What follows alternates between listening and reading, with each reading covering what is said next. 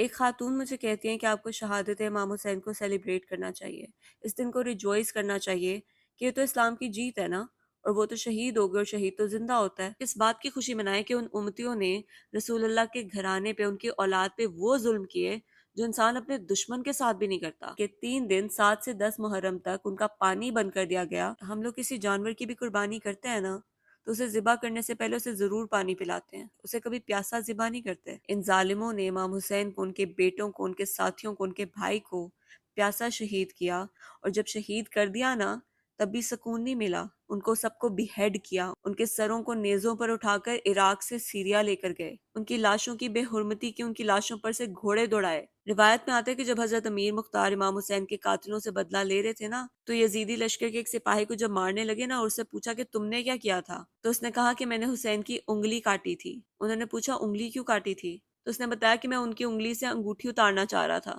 انگوٹھی اتر نہیں رہی تھی تو میں نے ان کی انگلی کاٹ دی۔ کیا اس بات کی خوشی منائے کہ ان کے شہید ہونے کے بعد ان کے جسم کو نہیں چھوڑا؟ کیا اس بات کی خوشی منائے کہ خیموں میں بچے التش التش کی صدائیں دے رہے تھے کہ پیاس برداشت نہیں ہو رہی تھی؟ بی بی سکینہ جو صرف 4 سال کی تھی، امام حسین کی بیٹی، ان بچوں کو حوصلہ دیتی ہیں کہ میرے چچا پانی لے کر آئیں گے، میرے چچا نے مجھ سے وعدہ کیا ہے۔ مولا عباس پانی لینے جاتے ہیں مشکیزے میں بچوں کے لیے، واپس آنے لگتے ہیں تو پہلے ایک بازو کاٹا جاتا ہے، پھر دوسرا بازو کاٹا جاتا ہے، پھر مشکیزے میں تیر مارا جاتا ہے جس سے سارا پانی بہہ جاتا ہے۔ وہ امام حسین سے کہتے ہیں کہ مجھے واپس خیموں میں نہ لے کر جانا کیونکہ میں ان بچوں کا وعدہ نہیں پورا کر سکا۔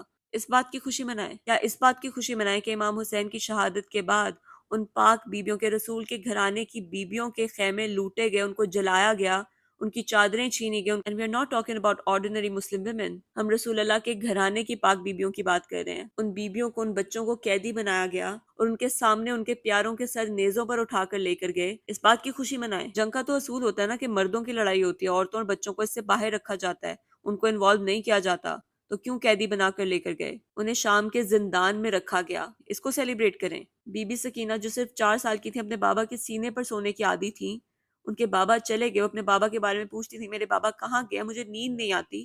جب وہ بار بار کہتی تھی نا مجھے نیند نہیں آتی، تو شمر ان کو آ کر تماچے مارتا تھا کہ شور نہ کرو۔ وہ بھی زندان میں ہی دم توڑ گئی۔ وہ بی بی سکینہ جو اپنی پھپھو سے کہتی تھی کہ پرندے بھی اپنے گھر کو لوٹ گئے ہیں، ہم کب جائیں گے اپنے گھر۔ اہل بیت کے مصائب اتنے ہارٹ بریکنگ ہے کہ اگر کوئی بھی انسان سنے گا نا، میں مسلمان بھی نہیں کہہ رہی، کوئی بھی انسان سنے گا نا، اگر اس میں انسانیت ہے تو اس کو ضرور دکھ ہوگا، اس کے دل کو اثر ہوگا، اس کی آنکھوں میں آنسو آئیں گے۔